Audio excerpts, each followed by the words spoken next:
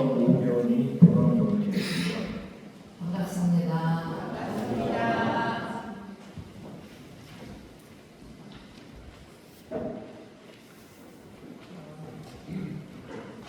항상 본회를 보면 이게 우리 종교관이 되려면 이렇게 기울어지는 게 아닐까 그런 생각을 했거든요. 항상 이쪽이 많이 앉으시고 이쪽은 비고 그러더니 오늘은 이제 많이 오시니까 이쪽이 좀 세워지는데 그걸 유념하셔서 좀 늦게 오시는 분이 이쪽으로 오시는 여기가 잠깐 많이 있거든요. 그러니까 그렇게 하시면 좋겠습니다. 회장단에서 저한테 말씀드려달라고 하는 걸 먼저 드리겠습니다. 우리 교당이 새로 건축을 하고 예전 교당보다 한 3배 정도 커졌거든요. 요즘은 건축을 보러 지금도 수시로 옵니다. 사람들이 오시고 그 외에도 지방 교당에서 뭐 1박 하는 학생의 훈련이나 청년 훈련으로 우리 교당에서 하기도 하고 또 일반 교도님들도 정기 훈련을 봉도 수련원으로 가면서 이제 우리 교당 건축을 둘러보고 참배하고 가고 이런 것이 수시로 지금 있습니다. 다른 기관 행사도 우리 교당에서 하거든요. 총부에서 하는 행사도 하고 지지난주에는 또 소태산 마음학교에서 이를 훈련을 또 우리 선실에서 했었고 또 또 서울대 병원장님이 내일 또 오셔서 만나기로 했어요. 이제 서울대 병원하고 우리하고 서로 협력해서 해야 할 일 같은 걸 논의하기 위해서 오십니다. 회장단과 홍보문과에서는 더 다양한 문화 프로그램을 만들어 갈 계획으로 이렇게 하고 있습니다. 우리 교당은 교도님만 오시는 것이 아니라 일반 사람들도 무시로 다녀가는 도량이 되었습니다. 이제 그런 만큼 할 일이 늘었겠죠. 그 일이 저희 교무들만 그리고 우리 미화 실장님이나 공양 실장님만으로는 감당하기가 어렵기 때문에 이제 그 교당이 할 일을 세분화해서 우리 교도님들의 도움을 좀 받는 것을 하자 이렇게 회의를 해서 오늘 교화단회 때 그 안내문을 이제 아마 교화단회 때 공유할 거예요. 1인 1사라고 해서 좀 일을 세분화해서 한 사람이 한 가지 일을 할 수도 있고 나는 혼자는 못하겠다. 2사람이 하겠다. 그럼 누구하고 나하고 둘이 해서 2인 1사를 하셔도 되고 우리 단에서 이걸 하면 좋겠다. 단에서 하나를 해도 선정해도 되고 이렇게 힘에 맞는 일을 내 힘에 버겁은 것을 하지 마시고 힘에 맞는 일을 이렇게 쭉 나열됐으면 거기서 선택을 하셔서 우리 대부분 전 교도님들이 내가 할 수 있는 일은 하는 것을 이렇게 이제 그 일에 따라서 일주일에 한 번 하면 되는 것도 있고 2주에 한 번 하면 되는 것도 있고 그럴 거 아니에요. 그것에 맞춰서 이렇게 하시면 좋겠습니다. 우리 교당이 교도님들과 함께 가꾸어 나갈 수 있는 교당이 되기를 바랍니다. 우리 원남교당 주인으로 그 역할을 해주시면 좋겠습니다. 오늘 단장님들 안내를 잘 받으셔서 합력해 주시면 좋겠습니다. 자, 이상 회장단에 부탁한 안내 말씀드렸습니다.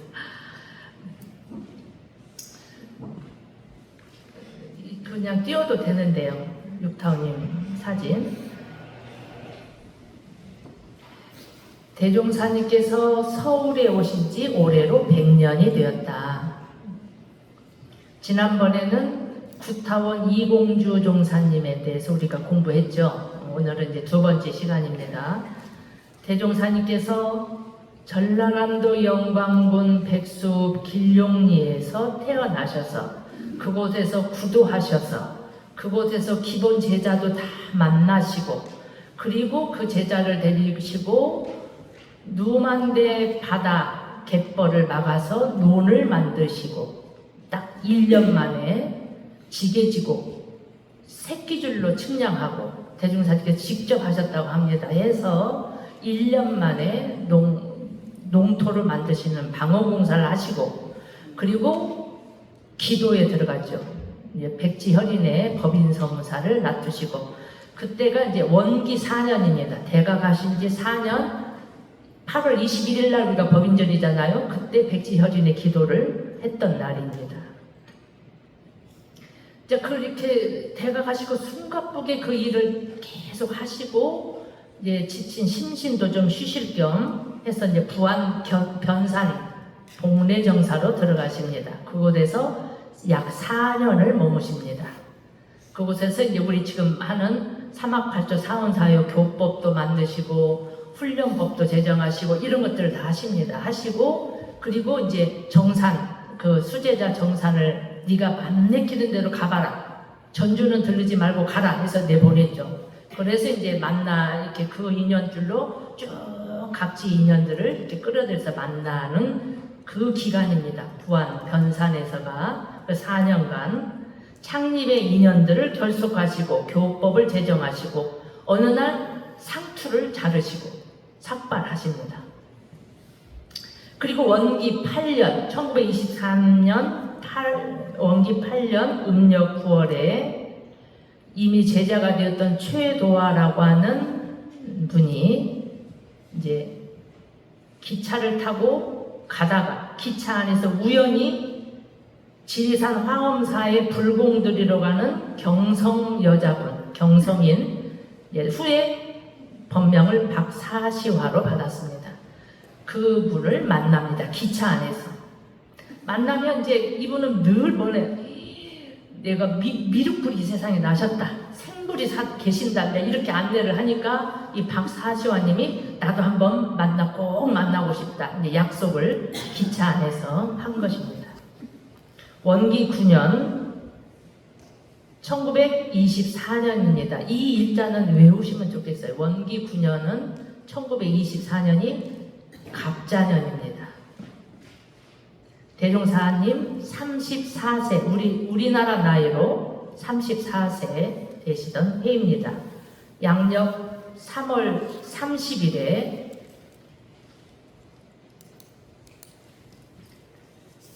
최도화 제자의 안내로 박사시화님을 만나러 경성으로 오십니다. 지금 올해 서울교당에서 3월 30일 날 100년 행사를 지금 준비하고 있습니다. 3월 30일 날 경성행을 하십니다. 제자 3명을 대동하시고 이리역에서 출발해서 저녁 무렵에 남대문 정거장에 도착하십니다. 그때는 경성 역사가 아직 지어지기 전이었대요. 그래서 남대문 정거장에 하셨는데 이제 역 앞에 여관들이 이렇게 쭉 있었는가 봐요. 태평여관의 주인이 문 앞에서 서 있는데 저쪽에서 어떤 불덩이가 둥글둥글 굴러서 오는 거예요. 근데 어떻게 보면 사람 같고 어떻게 보면 불덩어리가 이렇게 굴러오는, 눈을 부비고 봐도 그랬다는 거예요. 근데 이제 가까이 와서 보니까 옥양목 두루마기를 입은 장신의 비범한 시골 양반과 몇 사람 수행인이었다. 그래서 공경하는 자세로 우리 집에서 쉬어갈 것을 청하였다고 합니다. 그날 밤 태평여관에서 하루 유숙을 하십니다. 그 태평여관으로 그 다음 날 박사시화님이 이제 찾아와 뵙습니다. 그리고 첫눈에 이분은 살아있는 부처님이시구나, 생불이시구나 이렇게 느꼈다고 그래요. 그래서 자기가 당신이 개동에 자기 조카집에 성성원님입니다. 나중에 법명이 조카집에서 계셨는데 이제 대종사님을 여관에 계실 수는 없다. 이제 조카집으로 모시고 가셨습니다. 거기서 이제 며칠 머무시다가 이제 계속 그 집에 있을 수는 없으니까 한옥 한 채를 잠시 빌려서 그곳에 기거를 하십니다. 그곳이 이제 당주동이라고 아세요? 당주동? 거기가 지금의 그 세종문화회관 뒤쪽이랍니다. 약 한 달 정도를 거기에서 머무십니다. 이제 거기가 경성 임시 출장소로 해서 그곳에 머무시면서 이제 서울의 여러 인연들을 만나십니다. 4월 어느 날 그 박사시화님이 이제 그 3월 30일 날 서울에 가셔서 3월 31일 날 박사시와님이 와서 그 태평여관에 와서 뵙고, 그리고 4월 어느 날 박사시와님이 한 부인을 모시고 옵니다. 우아하고 기품이 넘치는 분이었다. 지금 아직 구타원 이공주님 만나기 전이에요. 이때는 그분이 와서 대종사께 머리를 숙여 예배하지 않고 양반 다리로 딱 마주해서 앉았답니다. 그 부인의 나이는 31세, 대종사님은 34세이십니다. 사진 속에 보이십니다. 오늘은 이분에 대한 이야기입니다. 대종사님보다 3살 나이 31세 분이었고, 원래 함양군 마천면에서 가난한 선비의 딸로 태어났습니다. 5살 때 부친이 열반을 하시고 7살 때부터 14살까지 약 7년간을 진주에 사는 언니 집에 의탁을 했고, 아마 부모가 안 계셨으니까 그랬겠죠. 그리고 그러다가 잠시 경성의 친척집에 와 계셨다고 합니다. 그러니까 14살까지는 진주에 계시다가 이제 경성에 와서 계시다가 어떻게 인연이 되어서 18살에 왕궁 이시 왕궁가의 친족 23살에 이규용이라고 하는 분의 소실로 들어갑니다. 제가 어제 백과사전을 찾아봤더니 이규용 나오더라고요. 이분의 그 일생이 쭉 나오고, 왕가와 어떤 친족인지 쭉 나오고, 끝에 보니까 이제 부인이 있고 첩 해가지고 이경수에서 1924년에 원불교에 귀해서 법포가 육타원, 법명이 이동자, 이렇게 안내가 다 돼 있더라고요. 옛날에는 몰락한 양반들이 가난하고 그러니까 이렇게 많이 그랬었다고 해요. 그래서 물질적으로는 이제 18살에 결혼을 하셔서 들어갔는데, 물질적으로는 풍족했지만 하루하루 사는 것이 마치 꽃병 속에 든 꽃 같았다. 당신의 표현입니다. 나중에 해고르게 쓰시기를. 그렇게 꽃병 속에 든 꽃 같았다. 사는 것이 답답하고 사는 게 재미가 없고, 그러니까 신경쇠약이 걸려서 만성 위장병과 만성 두통에 시달리고 그러셨다고 합니다. 이제 그러다가 박사시와님을 만나서 생불림에 대한 안내를 받은 거죠. 그러니까 이제 한번 찾아뵈야 되겠다. 이렇게 해서 이제 그날 4월 어느 날 박사시와의 안내를 받아서 이제 대종사님을 찾아와 뵙는데, 왕가의 여인이기 때문에 고개를 숙이지 않고 양반 다리로 도도하게 앉으셨다. 이렇게 전해집니다. 대종사님께서 범상치 않은 사람이라고 보시고 첫 만남에 해주신 법문입니다. 회복 첫 번째 법문 함께 봉독하십니다. 대종사 서울에 가시어 이 동진아를 만나시었다. 동진아 처음 배울 때 예배치 않으라고 그대로 앉았다. 대종사 그를 한번 보시면 인물이 비범함을 인증하시고 설법하셨다. 사람이 세상에 나서 할 일이 둘이 있는 것이다. 하나는 정법의 스승을 만나서 성불하는 일이요, 둘은 대도를 성취한 후에 천생을 던지는 일인 것이다. 동진아 크게 깨친 바 있어 일어나 예배한 후 누군가의 미한 인연을 헌신같이 버리고 일생을 수도에 전심하기로 발언하였다. 이건 이제 대종경 선해록에 나온 법문이고요. 대종경 인도품 6장에는 더 간략하게 대종사님이 해주신 법문 중심으로 간략하게 소개가 되었습니다. 이 한 말씀이 굉장히 가슴에 큰 울림이 되는 거죠. 늘 답답하고 그래서 만성 위장약을 늘 달고 살고 그 두통에 시달리고 했던 분이 그래서 일어나 큰절로 예배를 올리고, 그 그리고 집에 돌아온 후에도 그것이 그 말씀이 뇌리에서 떠나질 않았다. 그리고 한평생 내가 이렇게 살 수는 없다. 이런 생각이 들어서 어느 날 세상 생활을 다 청산하고 수도에 전념하리라는 결심을 하게 되고 다시 대종사님을 찾아 나섰습니다. 그런데 이미 대종사님은 이제 전라도 내려가신 거예요. 왜냐하면 그때 이제 불법 연구에 이제 익산에 중앙 총부를 세우기로 하시고 불법 연구회 창립 발기 모임도 하시고 그다음에 익산 보광사에서 이제 불법 연구회 창립 총회 하시고 이렇게 막 일정들이 있으신 거거든요. 그러니까 한 달 정도를 경성에 머무시다가 내려가셔서 그런 일들을 보시고 창립총회 마친 다음에는 지친 심신수양을 위해서 지난 만덕산으로 행가하셔서 그곳에서 약 1개월 동안 10여 명의 제자들과 선을 납니다. 지금으로 하면 정기 훈련을 하는 거예요. 그때는 저만 어렸을 때도 훈련이란 말 잘 안 쓰고 선났다 이런 말 했거든요.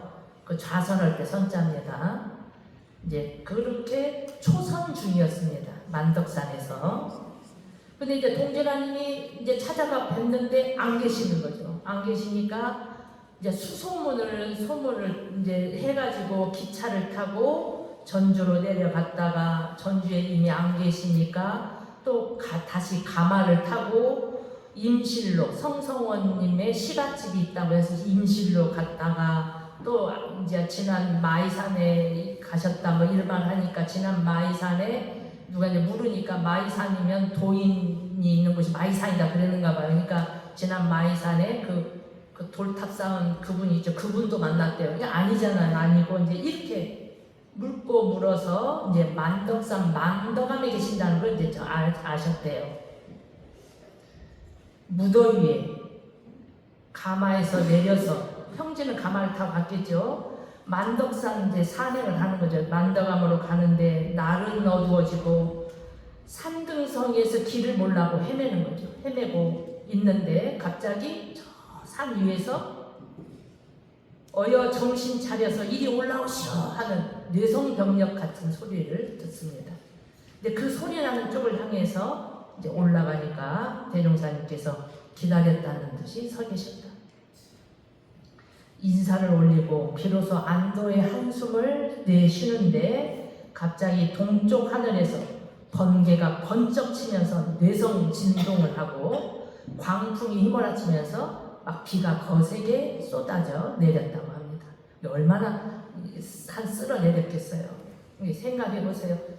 그 육타오님을 아는 분은 그런다고 치마를 질질 끌었다. 왕가에 불리해가지고 치마를 질질 끌고 다니셨대요.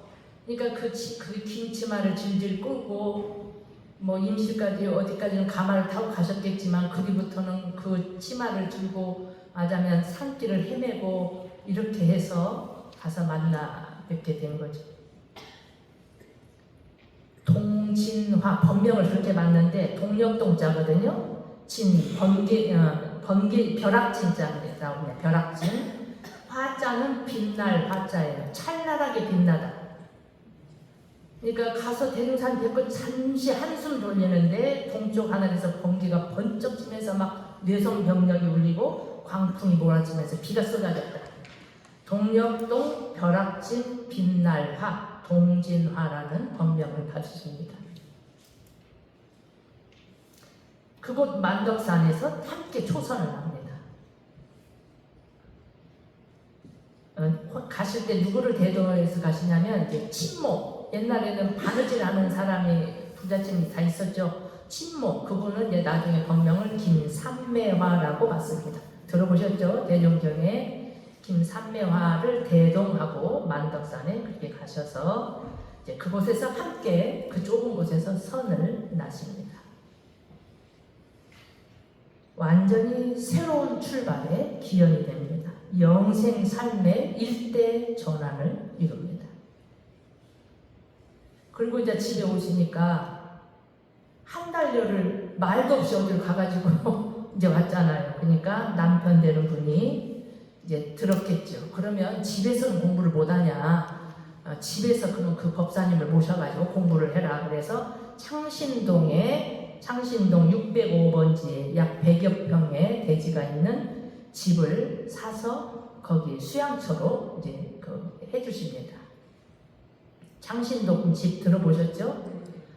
그 창신동 집에서 이제 친모하고 또 밥 해주는 분하고 이제 세 분이 그때 같이 기거를 하시는데, 대종사님께서 이제 2차 상경을 양력 11월에 또 하십니다.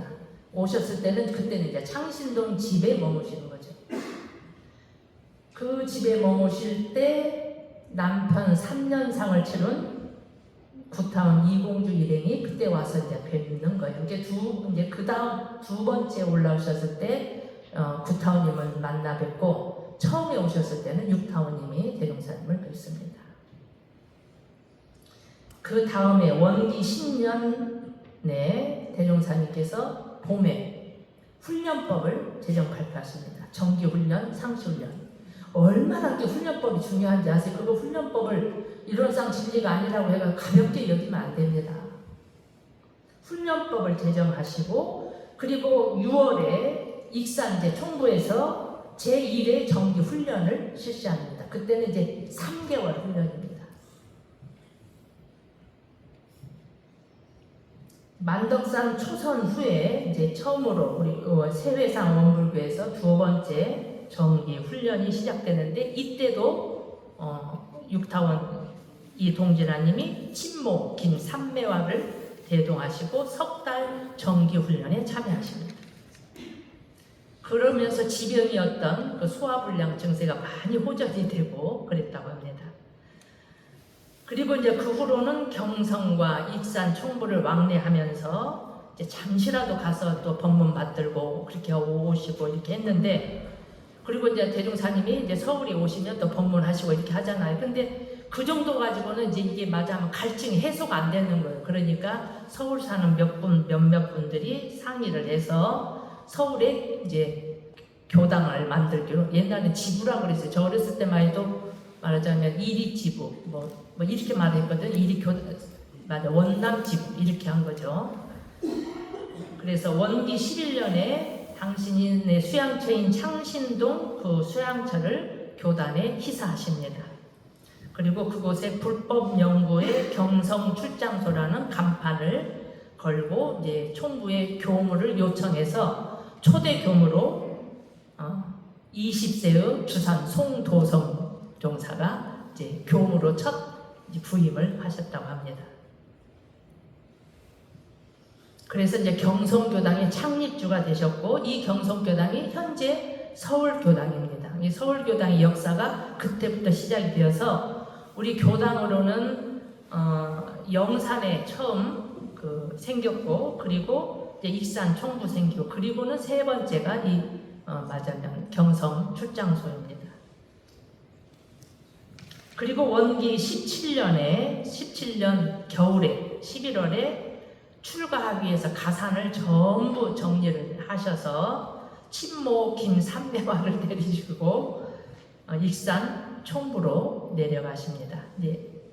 그래서 원기 18년에 정식으로 출가를 하십니다. 전무 출신을 하시고, 가산 일체를 정리한 돈이 약 4천여 원이 됐는데, 그 4천여 원을 이제 총부에 기탁을 하시고, 그래서 이제 그 어려운 간구한 생활에 큰 도움이 된 거죠. 그것으로 그렇게 하시고, 그 뒤에도 이제 대종사님께서 당신 사가를 돌볼 수가 없잖아요. 그런 일을 하시니까 그걸 안타깝게 여기셔서 또다시 2,000원 정도를 희사해서 대종사님 자녀 교육비나 이런 것들을 쓰도록 했는데, 대종사님께서 이제 그 자녀 교육비 외에 공비생 학생들을 가르치고 하는 공금으로 사용하셨다고 합니다.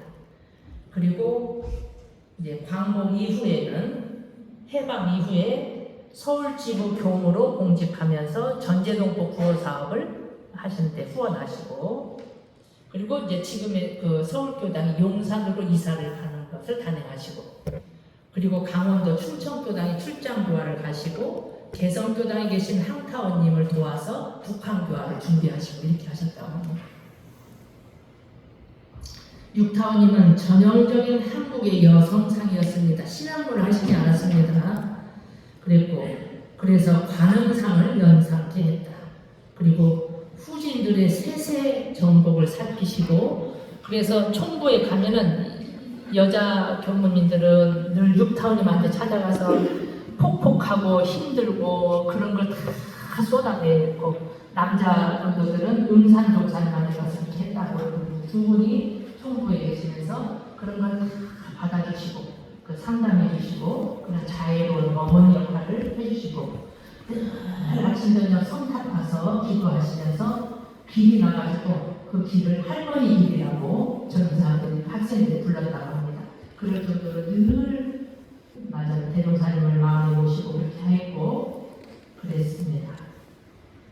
거의 총부에 그렇게 계시다. 원기 53년 1월 후진들을 불러서 구초가시기를 진리를 무상하여 만물은 쉬지 않고 변화하는 것이다.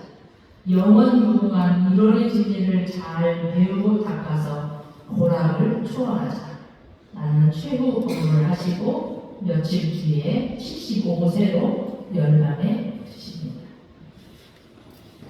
가난한 양반가의 여식으로 조실로도 하고 왕가의 소실로 살면서 그 답답한 심정을 어찌할 줄 모르다가 주세부를 만나셔서 성불제 중에 큰 성원에 대한 말씀을 들으시고 얼마나 그것이 가슴 뛰는 새로운 삶을 시작해서 삶의 일대 전환을 맞이하셨고, 이것은 일생뿐만 아니라 영생의 삶의 지표로 삼게 되셨을 것입니다.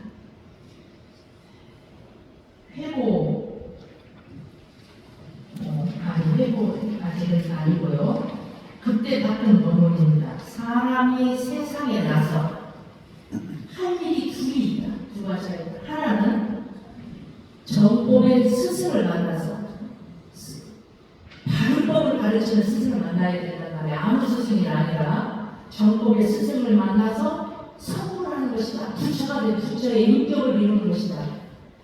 두 번째는 그렇게 부처를 이룬 대도를 성취한 뒤에는 고통 속에 헤매는 창생을 제도하는 일이다. 이 두 가지 일이 가장 이 세상의 큰 일이다. 이 본문을 첫 만남에서 해주신 것입니다.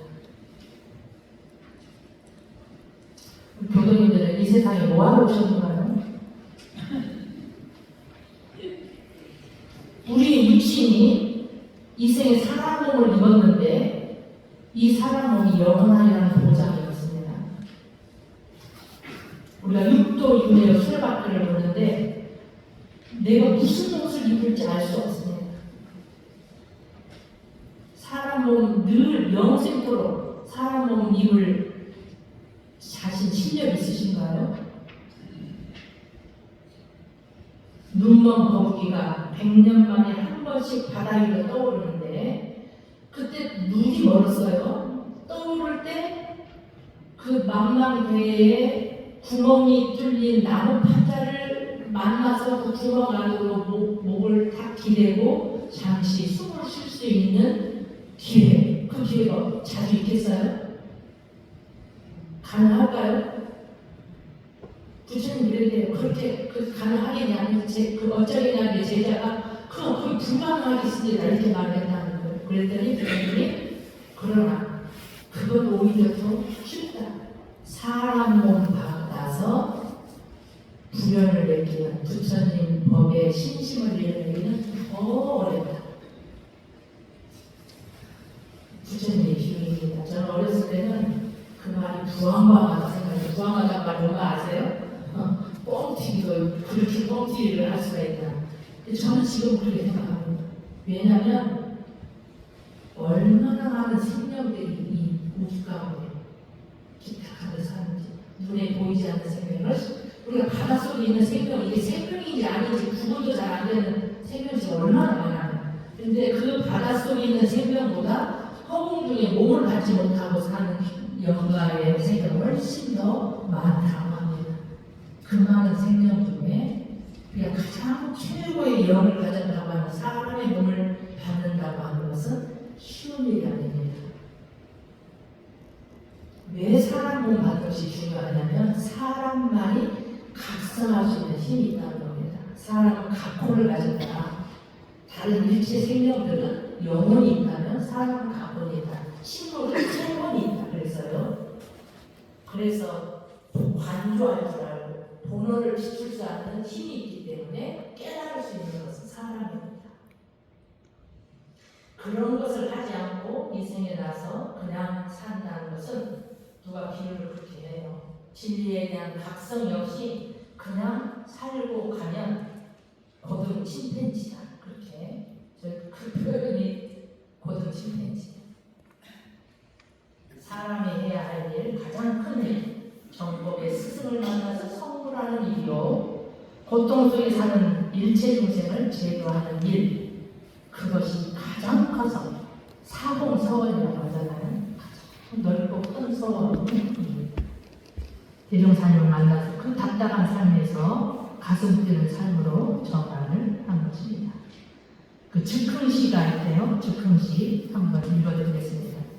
임께 바친 일편단심 눈비마저 쓰러지며 굳게 세운 사홍서원 사시간들 변화오리 영겁에서 영겁으로 영산해상 주인되어 인해 등불 밝혀내어 시방삼계 빛이 되리 이런 즉흥시를 쓰셨다고 합니다. 이제 그 일대기 열반하시고 그 일대기를 대산종사님께서 이제 해주신 법문이 회보 두 번째 법문이에요. 이거 법문 읽고 마치겠습니다. 대산종사 이 동진화 열반기념제 추모하시기를 회상의 새벽머리 동쪽이 진동하였어라. 순치 황제 버금의 출가 거룩할사 육타원 이 동진화 종사여 왕가의 새박시 곱게 단장한 채 걸어서 만덕산을 찾았습니다. 한마음 돌려 바치고 올린 그 큰 서원, 큰 신성, 대종사님, 정산종사님, 주산종사님께 일반하셨고 상하 좌우로는 자비 어머니셨네. 나에게는 부모의 위치였으나 영겁의 신맥을 가졌으니 그 신법 광대무량하시니여 하늘에 솟고 땅에 퍼져 가득함이로다. 육군이 육진 중에 출입하되 물들지도 섞이지도 아니하며 육합하였도다. 육도 자유하심이여 성자의 대불사로다. 나라의 서중백과 이모가 생명을 나누어 국감이었으니 한국전쟁 시 살신성인으로 동지들을 구하셨네. 빛날 쏜 그 큰 공덕이여 긴 하늘 긴 땅 길이리라 길이리라. 이상 마치겠습니다.